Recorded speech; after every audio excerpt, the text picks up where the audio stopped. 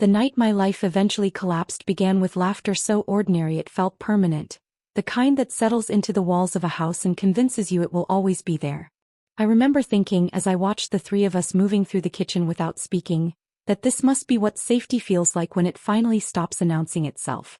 My name is Amara, and at that time my life had reached a quiet symmetry that made other people lean in when they asked about it, as if balance were contagious and they might catch it by listening closely enough. I had been married for 11 years, long enough for romance to soften into something more deliberate and more dependable, and my husband had learned the language of my silences as fluently as he once learned the curve of my body, not because we were exceptional but because we paid attention, and attention, I believed then, was the only real proof of love that endured past the early urgency. We lived in a house that bore the evidence of years rather than decoration, a place shaped by routines and compromises and small, practical decisions that no one would ever photograph but that made it ours in a way no aesthetic ever could.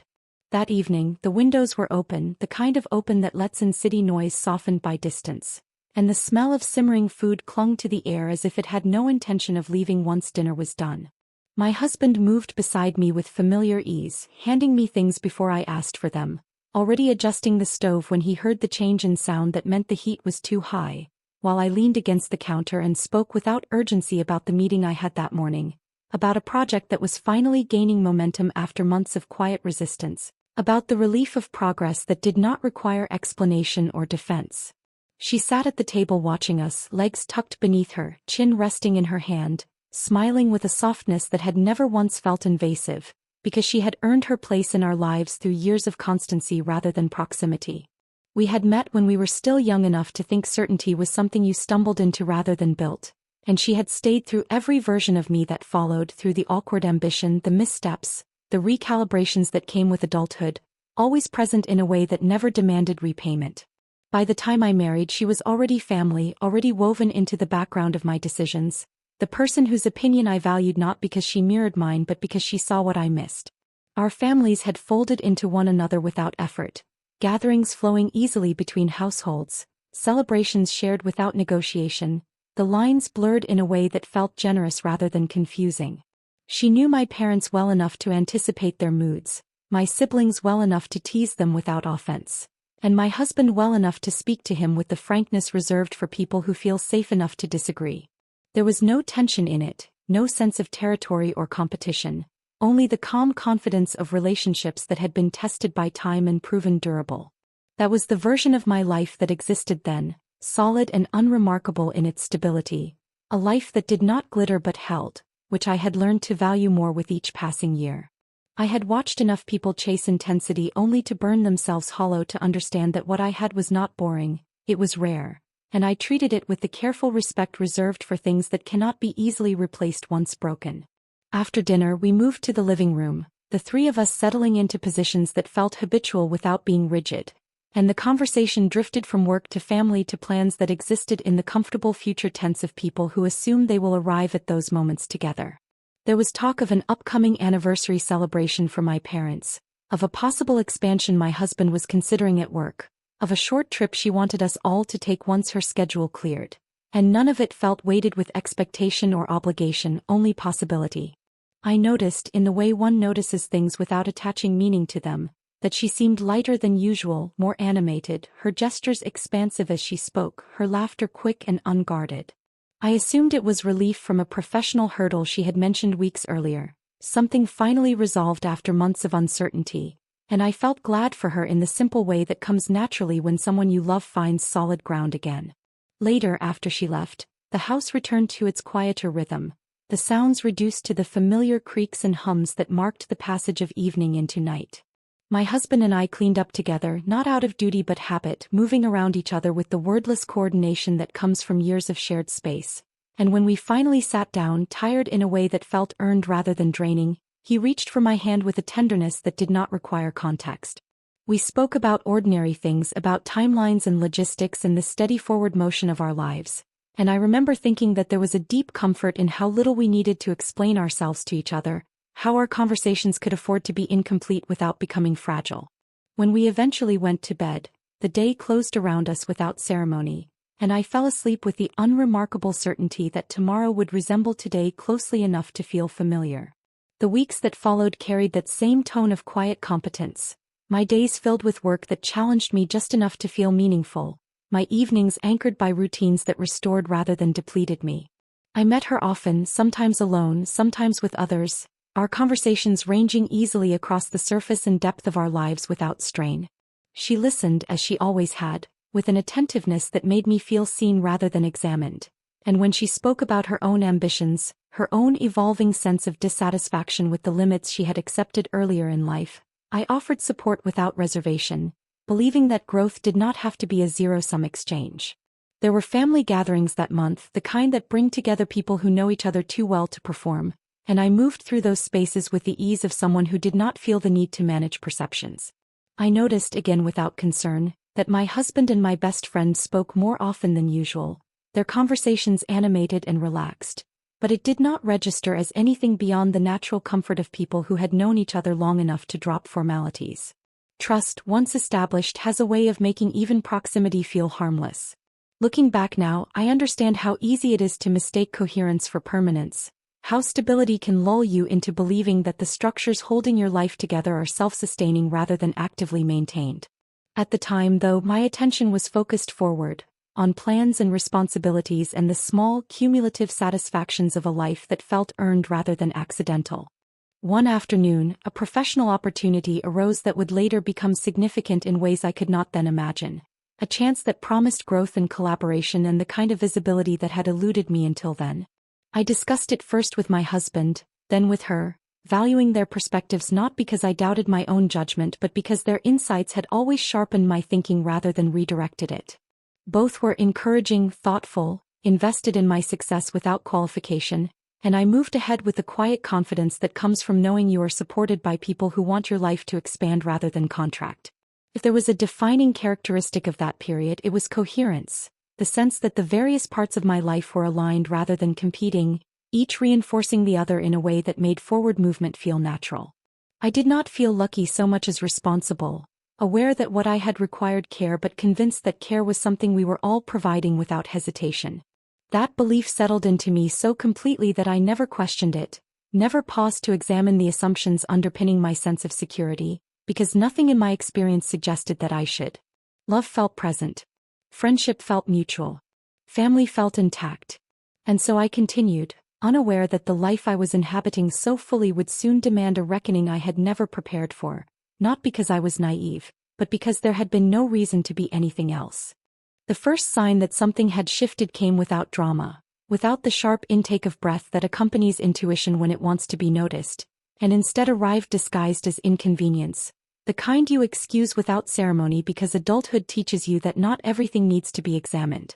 My husband came home later than usual one evening, his explanation reasonable enough to accept without follow-up, and when he kissed my cheek, there was nothing absent in the gesture, nothing strained or distracted, only the familiar warmth of someone who believed himself exactly where he was meant to be.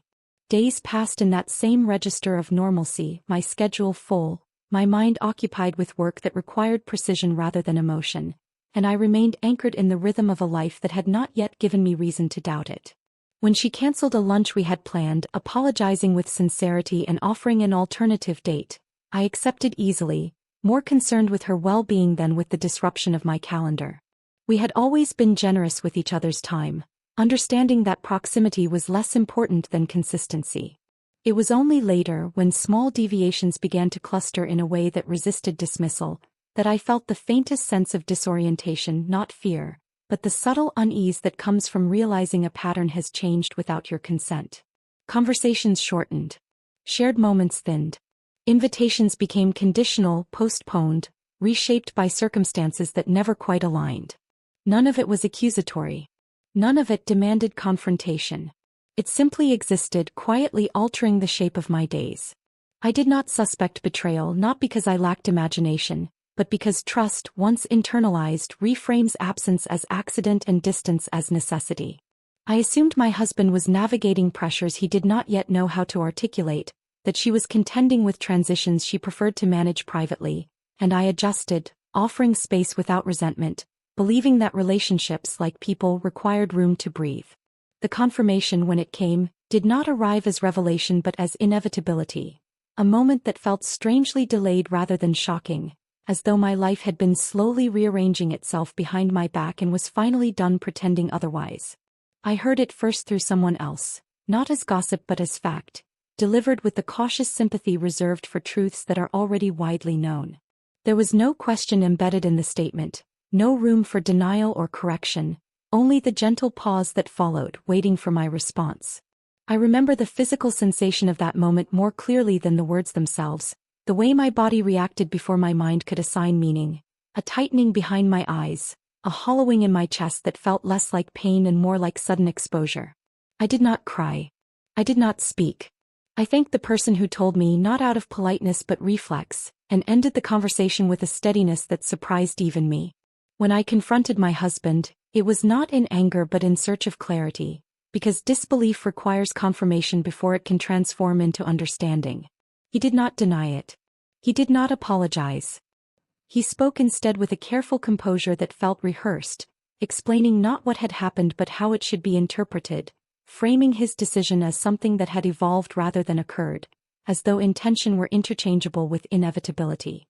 He spoke of connection discovered rather than boundaries crossed, of feelings that emerged organically rather than choices made deliberately, and as he spoke, I realized that the most unsettling aspect of his explanation was not its content but its tone, the calm certainty of someone who had already justified himself enough times to find the narrative convincing.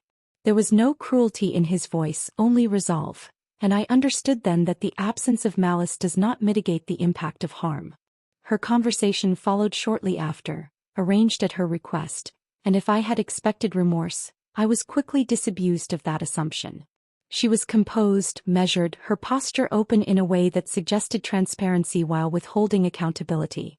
She did not frame herself as triumphant or defensive, but as thoughtful, reflective, someone who had wrestled with the morality of her actions and emerged with a conclusion she believed was ethically sound. She spoke of truth, of alignment, of listening to an inner voice she had ignored for too long, and she expressed regret only for the pain caused, not for the cause itself. There was no acknowledgement of deception, no recognition of betrayal as betrayal, only the assertion that no one could be faulted for pursuing what felt authentic. I listened without interruption, not because I agreed but because I wanted to understand how someone I had trusted so completely could reconstruct reality in a way that excluded responsibility. What followed was not a dramatic severing of ties but a gradual withdrawal that left me unmoored, as though the scaffolding of my life had been removed piece by piece rather than dismantled in one decisive motion. Family members responded with discomfort rather than outrage, choosing neutrality as a form of self-preservation, their silence framed as respect for complexity rather than avoidance of conflict. Friends hesitated, unsure where loyalty should land when the narrative had already been publicly resolved without my participation. I did not argue. I did not plead. I did not attempt to reclaim what had been taken, because something in me recognized early that the loss was not just relational but structural, that the role I had occupied could not be reassumed once vacated.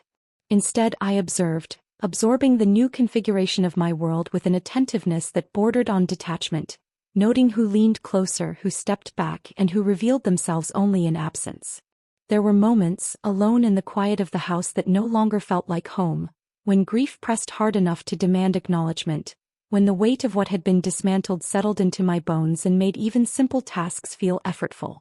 But even then, I found that my sorrow was accompanied by a clarity I had not anticipated, an understanding that what I was experiencing was not chaos but reorganization, painful and disorienting, yet purposeful in a way I did not yet fully grasp.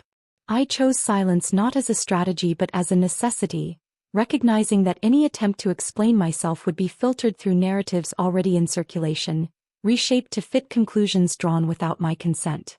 There was a dignity in restraint, in allowing events to stand as they were rather than scrambling to correct perceptions that had never truly belonged to me. In the weeks that followed, I began the quiet work of rebuilding without spectacle, attending to practical matters with precision, establishing routines that belonged solely to me, and investing my energy in spaces where my presence was not contested. I did not disappear, but I did not perform resilience either, understanding that survival does not require demonstration. If there was a turning point in that period, it was the moment I realized that the betrayal had not stripped me of my agency, only of my illusions, and that what remained was a life still responsive to intention. I was no longer at the center of their story, but I had not been erased, and in that distinction, I sensed the beginning of something that had not yet taken shape. By the time the dust settled enough for patterns to emerge, I understood that what had been taken from me was visible and finite, while what remained was quiet and expansive, waiting not for revenge but for recognition. Time did not soften what had happened, but it did something more useful. It clarified the edges, separating what was lost from what had never truly belonged to me in the first place. I learned quickly that recovery was not an emotional arc but a logistical one, a series of deliberate adjustments that returned agency to my days, and I committed myself to that work with the same discipline I had once given to my marriage, not out of denial, but because order has a way of restoring dignity long before it restores hope. I relocated without ceremony, choosing a smaller place that required less maintenance and offered more quiet, a decision motivated not by retreat but by precision. Every object I brought with me had to justify its presence, and in the act of selecting what remained, I found an unexpected relief, as though my life were shedding excess weight without protest. The absence of shared history in those rooms allowed me to hear my own thoughts more clearly, and I began to recognize how much of my emotional labor had previously been devoted to sustaining balance rather than pursuing growth. Work expanded to fill the space my personal life had vacated, not as escape but as alignment. The opportunity that had emerged months earlier matured into a role that demanded authority rather than accommodation, and I stepped into it without apology, discovering that competence, when exercised without the need for consensus, can be deeply stabilizing. My professional circle widened, introducing me to people who engaged with me based on clarity rather than familiarity, and I welcomed the anonymity of being evaluated solely on what I produced rather than what I represented. It was in those new spaces that I encountered a version of myself unencumbered by expectation, a woman whose presence did not need to be contextualized by her relationships, and the realization was both unsettling and invigorating. I had not lost myself in my marriage or my friendship as some might suggest, but I had distributed parts of my identity across roles that were no longer available to me, and reclaiming them required patience rather than urgency. Meanwhile, the life that had replaced mine began to reveal its contours, not through spectacle but through accumulation. I encountered them in shared social spaces where overlap was unavoidable, family events that could not be indefinitely postponed, professional gatherings where appearances were maintained with polite efficiency. I observed without intrusion, noticing details that might once have escaped me, the subtle strain in her composure, the way her laughter arrived half a beat too late, the careful calibration of her responses as though she were perpetually aware of an unseen audience. She had acquired more than she anticipated, responsibilities that extended beyond romance into the realm of maintenance, expectation, and silent negotiation. The family system she entered was not hostile, but it was exacting, accustomed to a level of emotional regulation she had not previously been required to provide. I watched as she adjusted, offering support, smoothing tensions, performing continuity in spaces that had once been shaped by my presence, and I understood then that what she had taken was not simply a partner, but a position that demanded labor she had never fully witnessed. The first time we spoke at length after everything had settled into its new configuration, it was by chance rather than design, a meeting facilitated by obligation rather than desire. She was warm, overly so, her familiarity reaching for ground that no longer existed, and I responded with courtesy that did not invite intimacy. Our conversation remained on the surface, orbiting neutral topics, yet beneath the exchange I sensed an undercurrent of appraisal, as though she were measuring the distance between who I had been and who I was becoming.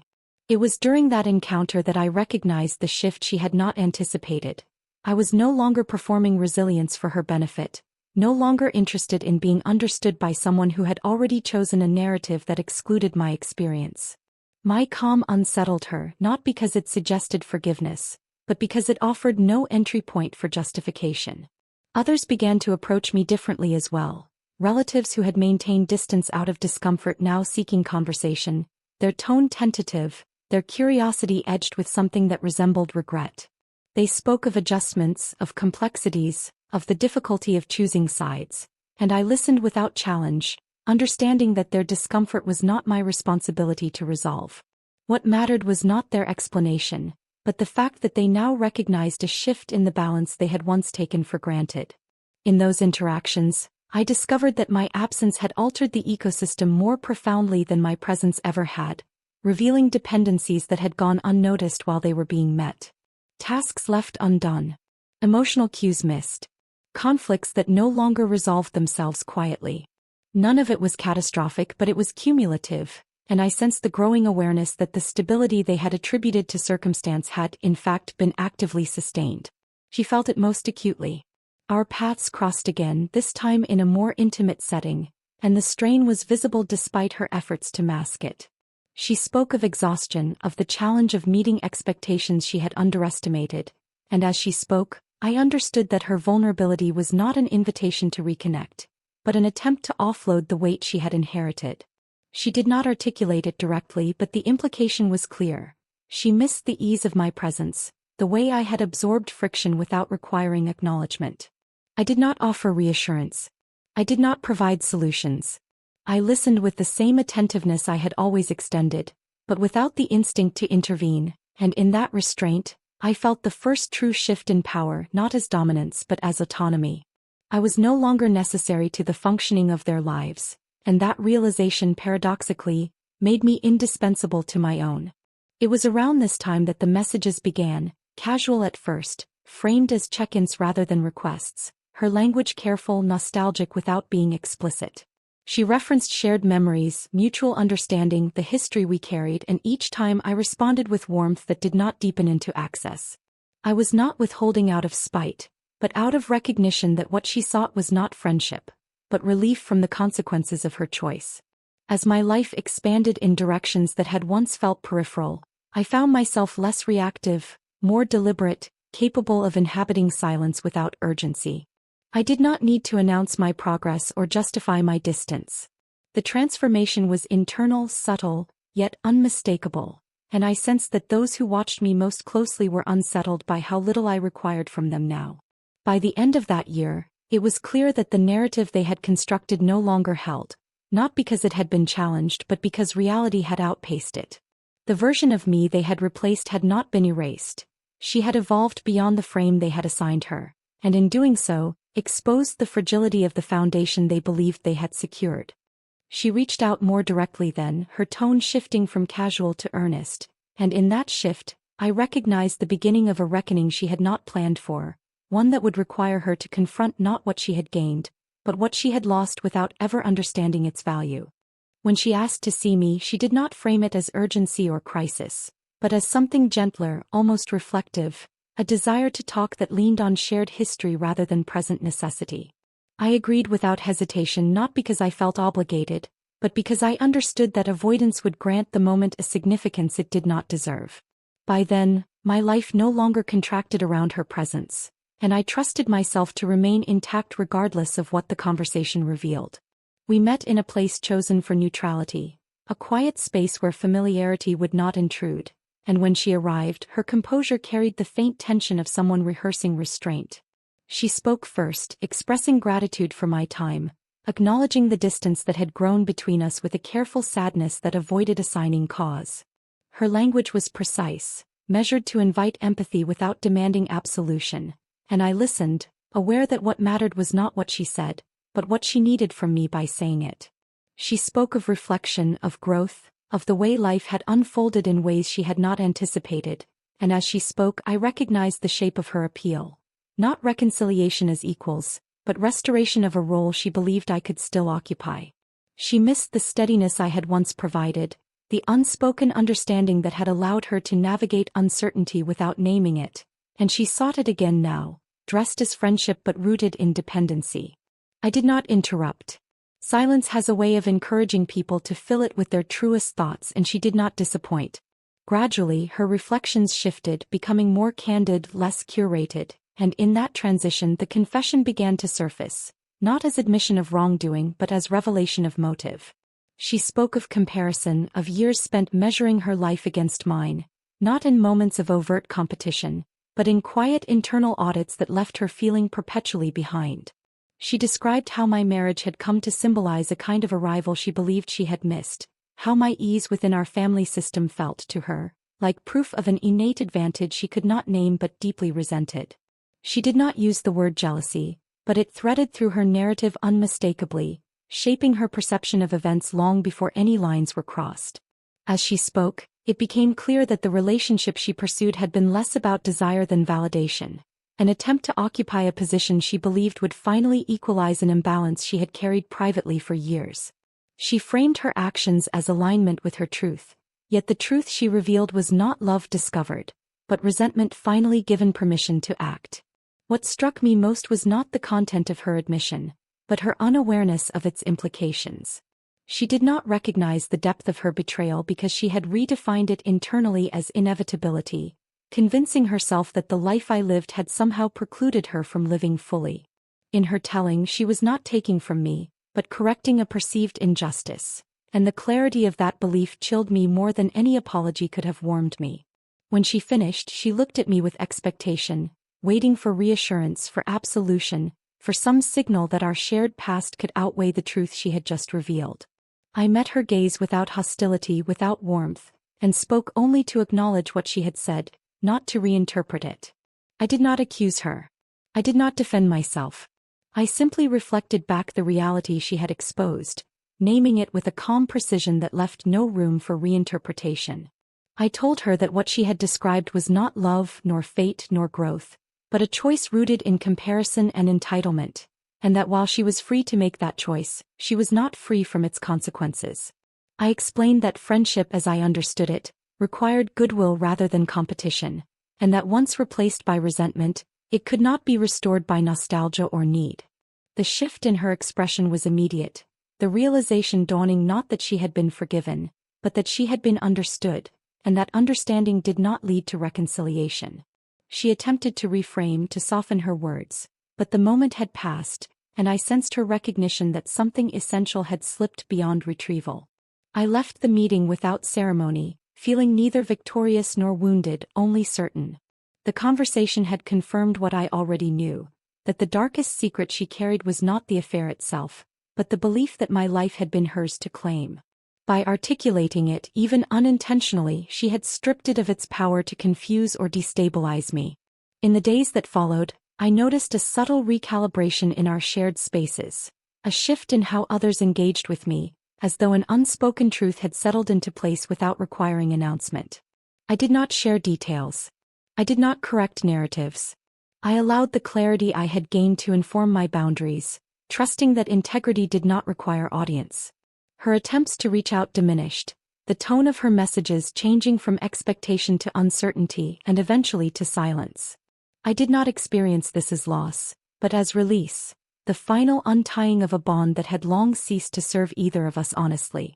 By the time that chapter closed, I understood that revenge does not always announce itself through action. Sometimes it arrives as refusal, as the quiet decision to withhold access to a version of yourself that others have taken for granted, and in that withholding, to reclaim something far more valuable than vindication. The reckoning she sought from me never came, and in its absence, she was left to confront the reality of her choices without the comfort of my presence to soften their impact. By the time silence settled fully between us, it no longer felt like absence but completion, the natural end of a conversation that had run its course long before anyone acknowledged it. I did not mark the moment with ceremony or reflection. It revealed itself gradually in the way my days unfolded without reference to her, in the ease with which my thoughts moved forward rather than circling back, and in the realization that I no longer anticipated disruption when my phone vibrated or my name surfaced in shared spaces. The family system adjusted in the way all systems do when a stabilizing force is removed, awkwardly at first, then with increasing candor. Invitations resumed without qualifiers. Conversations regained depth without caution. No one apologized outright, but their behavior shifted, their engagement more direct, their interest less performative. I did not need their acknowledgement to validate my experience, yet I noticed how relief crept into their interactions with me, as though my quiet endurance had granted them permission to stop pretending nothing had changed. My former husband surfaced only at the edges of my life, his presence diminished, his confidence worn thin by the reality of what he had chosen. He attempted conversation once, carefully, respectfully, as though approaching something fragile he feared might shatter if mishandled. I listened long enough to understand that he was not seeking reconciliation, nor even forgiveness, but absolution, a reassurance that his choices had not permanently altered how he was seen by the person who had known him most completely. I did not offer it. I spoke kindly because cruelty would have required investment I no longer felt, and I ended the exchange without reopening anything that had closed by necessity rather than intent. He left with the quiet comprehension that some losses do not announce themselves loudly, but reveal their permanence through restraint. As for her, the consequences unfolded without spectacle. The role she had stepped into demanded constancy she struggled to maintain, not because she lacked capacity, but because her motivation had never been rooted in stewardship. The family sensed it. The imbalance surfaced in small ways: unreturned patience, misjudged timing, the accumulation of moments where empathy was required rather than assumed. What she had once interpreted as ease, she now understood as effort, and the realization arrived too late to outsource. Her marriage did not collapse. That would have been too clean, too dramatic, too easily dismissed as punishment rather than outcome. Instead, it settled into something strained and functional, a structure sustained by obligation rather than ease, and in that environment her dissatisfaction found no clear target. There was nothing left to take, no one left to replace, and the void she had attempted to fill remained stubbornly intact. I encountered her once more months later, unexpectedly, and in that brief exchange I saw the full arc of her regret, not expressed through apology or appeal but through recognition. She looked at me with an understanding that no longer sought access, only acknowledgement of what had been misjudged. I returned the look without triumph or resentment, and we parted without words that needed to be remembered. My own life continued to expand in ways that felt deliberate rather than compensatory. I deepened friendships that had grown quieter during the upheaval, invested in new ones that required no backstory, and allowed myself the luxury of solitude without framing it as recovery. My work reached a point of influence I had once deferred in favor of balance, and I discovered that fulfillment does not diminish when shared, but neither does it require permission. What surprised me most was not how little I missed them, but how little space they occupied once I stopped assigning meaning to their absence. The narrative I had been cast into dissolved when I declined to perform it, and in its place emerged a version of myself grounded not in reaction but in authorship. I came to understand that revenge, in its most effective form, is not the act of exposure or the satisfaction of reversal, but the refusal to remain available to those who misunderstood your value. By stepping away without spectacle, I allowed the truth to operate independently, unfiltered by emotion or explanation, and in doing so, I preserved something far more enduring than vindication. There was nothing left unresolved, no questions that lingered without answer, because clarity had replaced confusion at every turn. I did not reclaim what was taken, I outgrew the need for it. The life I built afterward did not resemble the one I lost, but it held something deeper: coherence without compromise, connection without obligation, and peace without negotiation. In the end, no one was destroyed and no one was redeemed, because real endings rarely offer such symmetry. What remained was simpler and more honest. I moved forward whole and they were left with exactly what they chose, nothing more and nothing less.